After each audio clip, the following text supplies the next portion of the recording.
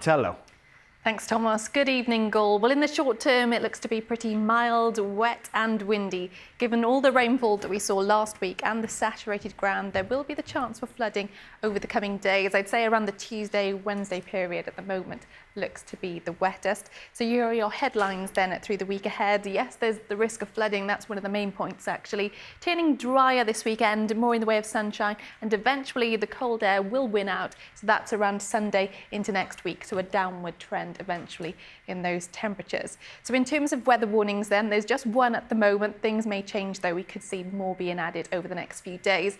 So rainfall totals then at 30 to 50 millimetres quite widely within this zone. Over some of the hills we could see around 60 to 80 millimetres. So in some places fairly significant rainfall totals actually. And even if you're outside of this warning area tomorrow, still the chance for some flooding and disruption. So if you are out on the roads, some surface water and spray also likely.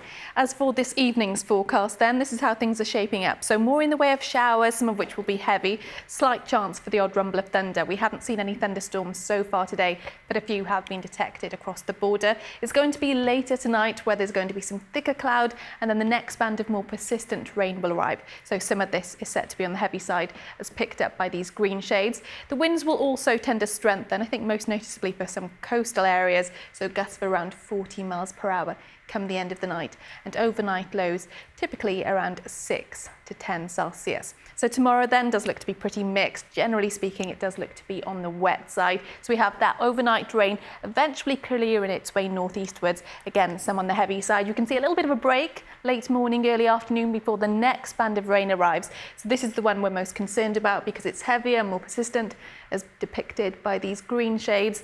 And if you're out on the roads for tomorrow during rush hour, you can see there's a lot of wet weather to deal with. On top of that, those winds will also strengthen. So out to the west coast, some of those gusts will be in excess of 50 miles an hour. Same applies to some of the hills. And temperatures tomorrow are a little bit higher than today, so up to about 13 to 15 Celsius. That rainfall will continue its journey across the country Tuesday night into Wednesday. As this front waves back around on Wednesday, some uncertainty to how long it will last. And then this is how Wednesday is shaping up. So we'll start off with more in the way of low cloud, mist and fog, outbreaks of rain, which will become more widespread across the country. Again, some heavy. This could come with another rainfall warning. And then by the time we get to the latter part of the week, so Thursday, Friday, colder air trying to come down will be met by some milder air, and then we'll have more weather fronts on the scene as well. So Thursday and Friday, more rain expected, some uncertainty into how much, but then turning drier this weekend and then colder next week. The chance for some frost and wintry showers will change. That's your forecast, Nick. Okay, Sabrina.